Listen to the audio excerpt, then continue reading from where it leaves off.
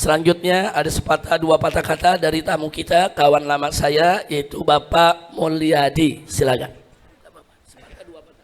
Baik. Bismillahirrahmanirrahim. Assalamualaikum warahmatullahi taala wabarakatuh. Yang saya cintai, yang saya hormati dan kita banggakan bersama, Habibana Habib Rizik Syihab. Kita doakan beliau sehat terus ya, panjang umur. Saya hanya ingin menyampaikan sebagai Santri Abri Tamrin, Habib, terima kasih terus berjuang bersama kami. Saya juga ingin mewakili masyarakat sebagai anggota DPR RI 3 periode, Habib. Habib adalah orang yang istiqomah dengan komitmen para pendiri bangsa. Pendiri bangsa kita sudah mengamanati Indonesia itu harus dibangun dimulai dari jiwanya, baru badannya. Habib dengan jamaah dan para habaib ulama kiai istiqomah. Bahkan pada saat, mohon maaf Habib, Santri Habib menjadi korban politik, saya kira dibantai di jalan tol. Saya yang menghubungi Romo Safei yang sekarang Wakil Menteri Agama dan sahabat-sahabat saya di Komisi 3, jangan zolim, saya bilang. Itu hak orang untuk menjalankan agama. Saya minta segera selesaikan, waktu itu masih tertahan di Rumah Sakit Polri kalau tidak salah Habib, itu keluarkan. Saya sambil nangis ke Romo Safei yang hari ini menjadi Wakil Menteri Agama.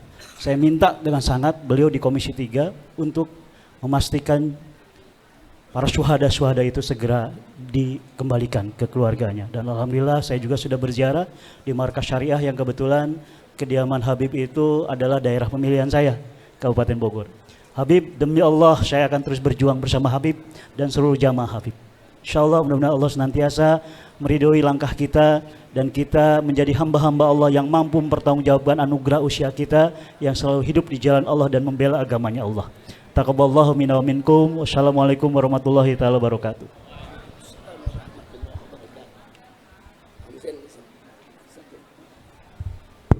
Terima kasih banyak Pak Mulyadi. Jadi beliau barusan mengingatkan kita semua tentang peristiwa KM 50. Jadi betul yang beliau sampaikan tadi, ketika itu 6 jenazah syuhada tidak diizinkan dikeluarkan dari Rumah Sakit Polri.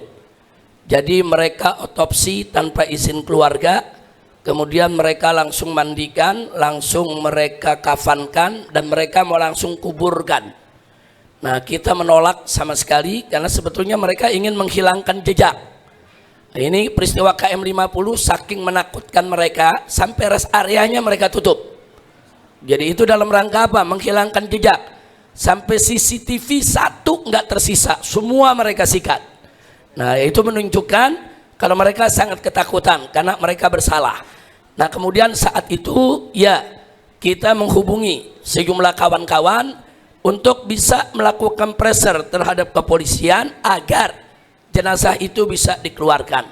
Nah, kawan-kawan dari Gerindra ini yang maju membantu kita, yaitu Pak Mulyadi, ada 2 yang dikirim waktu itu, yaitu ada Romo dengan Pak Fadlizon. Nah, jadi kedua Romo Safei sekarang jadi Wakil Menteri Agama, sementara Pak Fadlizon saat ini menjadi Menteri Kebudayaan. Nah, ketika itu beliau berdua datang ke Rumah Sakit Polri. Kita sempat ribut di Rumah Sakit Polri, kita minta 6 jenazah dikembalikan. Nah, akhirnya begitu ribut, akhirnya dikembalikan. Kemudian ada perjanjian antara polisi sama anggota DPR. Yang penting ini jenazahnya jangan dibuka. Sampai rumah cukup lihat mukanya aja, tutup, kuburin. Nah, akhirnya anggota DPR bilang, iya, selesai, ada perjanjian, pulang. Begitu pulang dibawa ke Petamburan. Sampai di Petamburan saya suruh buka semua ya, kawan. Terus ada yang bilang, Habib tapi no janji, yang janji kan DPR bukan saya. Jadi DPR nggak salah, saudara, dia nggak ingkari janji, dia serahkan, mereka pulang. Nah, udah di tangan kita, saya suruh buka 6-6-nya, mandikan lagi, kafankan lagi, dan begitu dibuka, kita lihat ada tanda-tanda penyiksaan dan kita lihat ada peluru-peluru yang memang ditembak dari jarak dekat. 6 jenazah. Ada 1 lubang di jantung, ada 1 lubang di paru-paru, saudara. Dan setiap lubang ada tanda hangus kulit. Nah, hangus kulit itu berarti ditembaknya nempel. Karena ada api keluar dari moncong pistolnya, saudara. Nah, akhirnya terbongkarlah kekejian yang mereka lakukan. Alhamdulillah semua kebongkar. Alhamdulillah.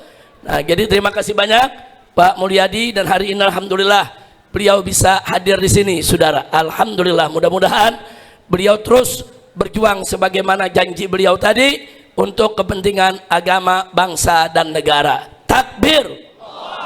Sallu ala nabi.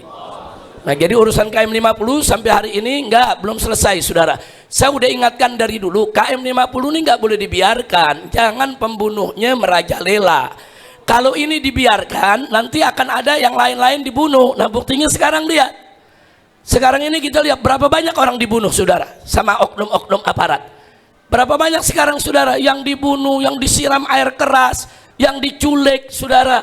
Ini mau dijadikan apa kita punya negeri? Kalau aparat keamanannya terlibat di dalam tindakan-tindakan kriminal atau pelanggaran HAM seperti itu, rusak ini negara, saudara.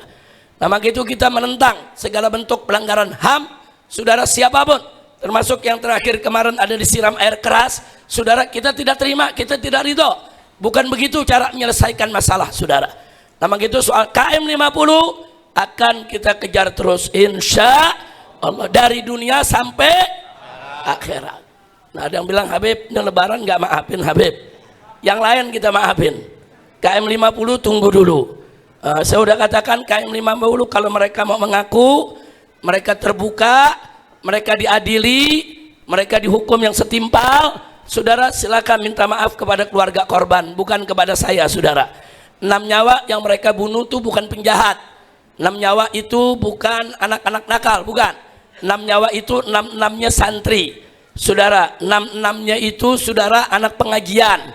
6-6-nya itu pemuda yang cinta ulama. 6-6-nya itu, saudara, nggak pernah ngumpul untuk mabok-mabokan atau untuk narkoba, nggak pernah. 6 itu anak-anak pemuda baik, umurnya masih 20-an, saudara, artinya pemuda yang produktif. Nah, maka itu tetap akan kita kejar dari dunia sampai akhirat, saudara. Jadi kalau Beb, jadi berarti lebaran ada pengecualian ya, Beb? Ada pengecualian. Enak bener habis lebaran terus maaf begitu aja. Soal maaf gampang, bisa kita maafkan, tapi penegakan hukum harus ditegakkan. Betul? Setuju?